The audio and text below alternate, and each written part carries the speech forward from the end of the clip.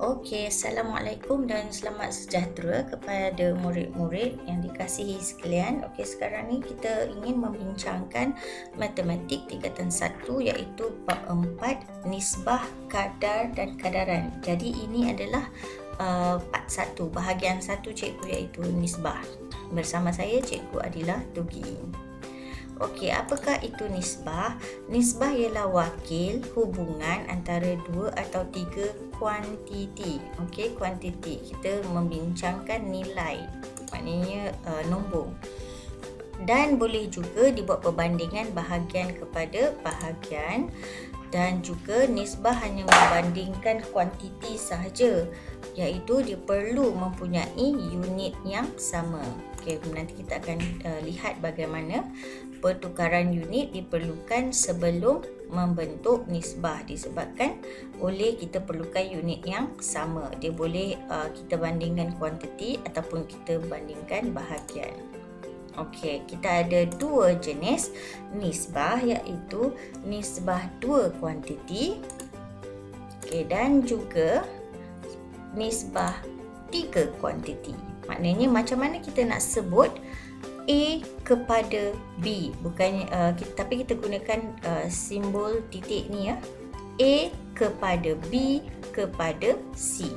Okey. Alright, sebuah bakul mengandungi 3 biji oren, 4 biji apel dan 6 biji jambu batu. Wakilkan hubungan berikut dalam bentuk nisbah. A. Bilangan oren kepada bilangan apel. Jadi apakah jenis hubungan ini dalam bentuk nisbah? Jadi kita perlukan, kita tengok apa soalan dia kata bilangan. Jadi bilangan bermaksud kuantiti. Kita boleh kira berapa biji oren. Okey, berapa biji apel. Jadi kita bandingkan dalam bentuk kuantiti. Okey, bagaimana nak jawab ni? A bilangan oren kepada bilangan apple. Jadi jawapannya untuk A ialah, mula-mula kita tengok dulu soalan nak apa? Oren, apple. Kemudian di manakah oren, di manakah apple? Jadi kita ada 3 biji oren, 4 biji apple. Jadi kita masukkan nilai dia 3 kepada 4. Inilah jawapannya. Okey, untuk soalan B, bilangan jambu batu kepada bilangan oren kepada bilangan apple. Jadi kita sudah buat perbandingan, kita compare 3 nilai. So jambu batu, oren, apple. Kita masukkan kehendak soalan dulu supaya kita lupa nanti ni. So jambu batu kepada oren kepada apple. Jadi kita terus gantikan nilai 6 kepada 3 kepada 4. Dan C pula ialah bilangan apple kepada bilangan jumlah buah dalam bakul. Okey, ingat dalam bakul tu ada apa? Kita tengok balik, sebuah bakul ada 3 oren, 4 apple, 6 jambu batu. Jadi tulis soalan dulu, bilangan apple kepada jumlah semua buah. Kemudian kita masukkan nilai, makna jumlah kita tambah semua, total, the total of every fruits in the basket. So 4 to 13, 4 kepada 13. So very good. Kita pergi kepada contoh yang kedua dalam nisbah, iaitu wakilkan setiap yang berikut dalam bentuk A kepada B kepada C. Jadi kita tengok yang A ni 1,5 kilogram kepada 500 gram kepada 1 kilogram. Jadi dia membuat soalan memerlukan kita jawab perwakilan secara unit. Unit dia kena sama. Dia nampak ni tak? kg, G, kg. So dia ialah jisim. Okey, so dia adalah melibatkan nisbah 3 kuantiti. So macam mana kita nak jawab? Okey, soalan A, kita keluarkan apa dia yang ada. So kg kepada gram kepada kg. Jadi di sini nampak tak 500 gram, kita kena tukar jadi kg. Okey. So, kita gunakan, saya suka gunakan yang ni, maknanya 1 kilogram 1000 gram. Kita letak, kenapa saya letak sebelah kanan apa? Untuk gram, sebelah sini adalah kilogram. So, macam mana nak cari jawapan tu? Okey, nampak tak tanda soal? Jadi, kat sini 500 per 1000 darab 1. So, per bermaksud bahagi 500 bahagi 1000 darab dengan 1. Jadi kita try. Okey, 500. Okey, 500. Okey, boleh tekan over kat sini, maknanya bahagi per 1000. Okey, darab. Okey, bila nak darab kita tekan yang ni, sebelah kanan ni. Okey, darab 1.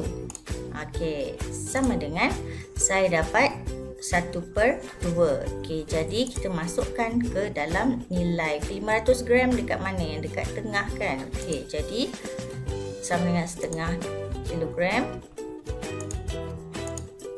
Okey, 3/2 daripada sini macam mana saya dapat tukar ni?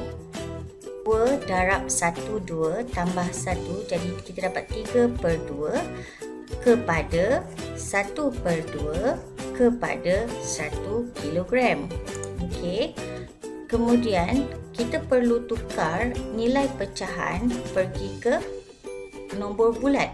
Jadi kita perlu darabkan dengan 2 sebab per 2 kita darab 2. So 3/2 darab 2 akan slash 1/2 darab 2.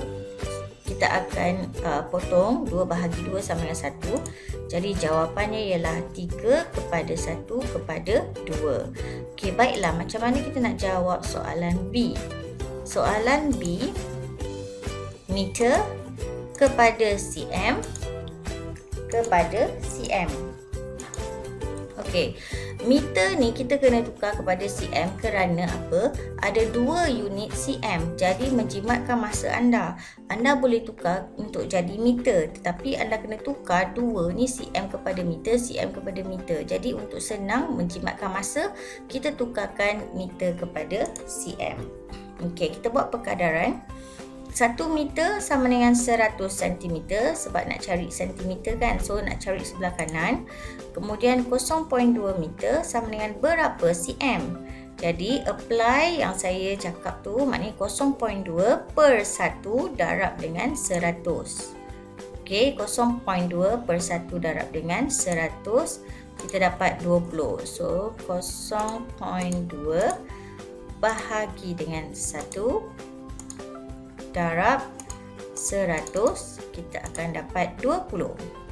Okey, 20 cm di sini kita tukarkan kepada nilai, masukkan ikut ruang masing-masing kepada 5 kepada 7.8. Ingat tak, sini ada nombor perpuluhan. Jadi kita perlu tukar nilai perpuluhan kepada nombor bulat. Sama macam pecahan. Pecahan pun kita tak boleh buat begini, kena tukar kepada nombor bulat. Macam mana nak tukar pada nombor bulat? Kita darabkan dengan 10 sebab ialah perpuluhan, darab dengan 10. Jadi jawapan dia ialah 200 kepada 50 kepada 78. Okey, contoh yang ketiga iaitu tentukan sama ada nisbah 24 kepada 30 kepada 48 dan 4 kepada 5 kepada 8 adalah setara. Apakah maksud setara? Nisbah ni kita dah tahu dah, mesti ada tanda 2 titik bertindih dan mesti kita cakap kepada. Tapi setara ni apa? Setara ialah bermaksud sama nilainya. Okey, sama nilai. Jadi adakah 24 kepada 30 kepada 48 sama nilai dengan 4 kepada 5 kepada 8? Kita lihat perbandingannya. So 24 kepada 30 kepada 48, nombor besar kan? So kita ambil yang nombor besar ni. Okey, kita tengok jawapannya. Okey, salin balik. 24 kepada 30 kepada 48.